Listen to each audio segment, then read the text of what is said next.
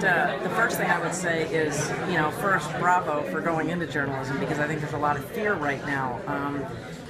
There was a former editor at the Daily Collegian who interviewed me last year, and I was really happy that he was so devoted to journalism. And it's a scary time in journalism. So I think that people that take that challenge, I think, are incredibly brave, and I think it's a really good, wise choice.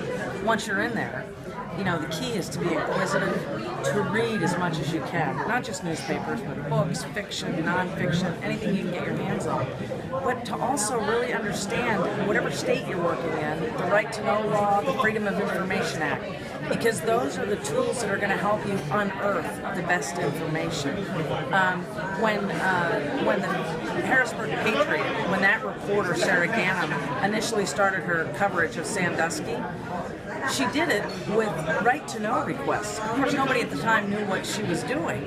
But my biggest piece of advice to a journalist is to be inquisitive, read, and use these right-to-know laws and Freedom of Information Act laws, because you'll become the quick expert, and people in newsrooms will come to you. You'll get promoted quicker, and you'll really get the best beats. Do you think that young journalists are educated enough about that right now? Or no, and I don't think any journalists are. I walked into a major newsroom and asked how many people, and training on the right-to-know law and the Freedom of Information Act. I asked how many in the room of senior reporters had read the Right-to-Know law and the Freedom of Information Act. One in a room of 50.